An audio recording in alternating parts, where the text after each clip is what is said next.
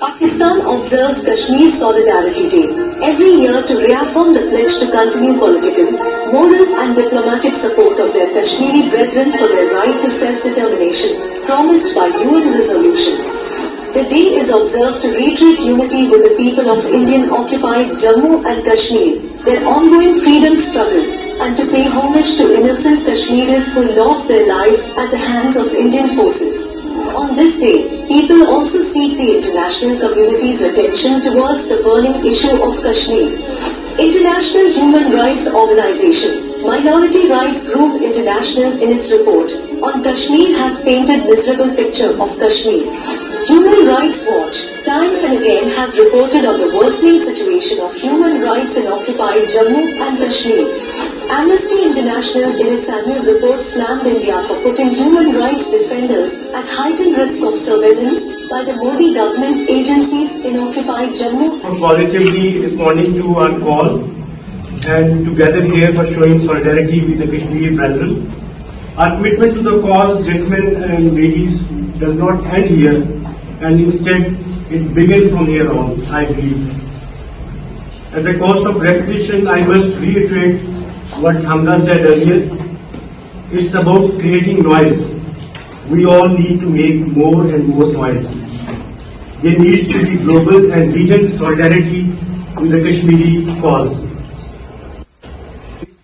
The last week that people from Morocco, they voiced against the atrocities in Palestine. Situation in Kashmir is even worse, but unfortunately people from the region are not quite aware of the situation. We need to create that awareness in an acceptable way, which is acceptable here.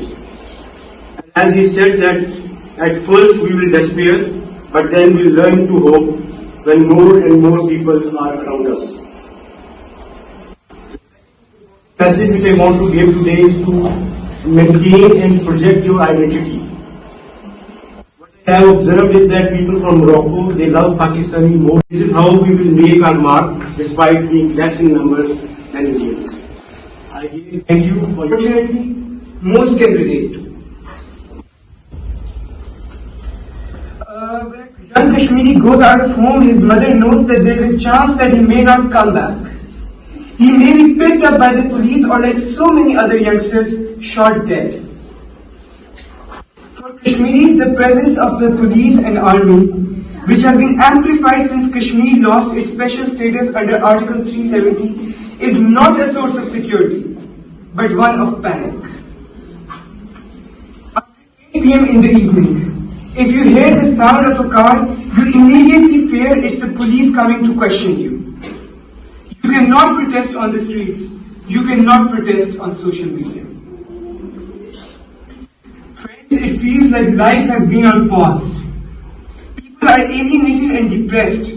Kashmir's economy slumped, with more than 100,000 people becoming unemployed since the Modi government stripped Kashmir of its right to a separate constitution, a state flag, and autonomy over internal administration.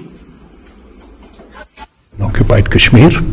It is of course a disputed territory where the Indian government had committed at the United Nations. There is a Security Council resolutions which dictate that there must be a free and fair plebiscite so that the Kashmiri people can express their democratic right for their own future. Unfortunately, instead of fulfilling its commitment, the Indian government has deployed over 900,000 armed troops in Kashmir, and they are on a daily basis suppressing the freedoms, the liberties, and also the safety and the free will of the Kashmiri people. This is a very tragic situation. Kashmir has truly been turned into the world's largest prison, and we hope that the Indian government will allow the Kashmiri people to decide that. And foremost, what is important is that their lives and their liberty and safety should not be impacted adversely the way that it is at the moment. Thank you.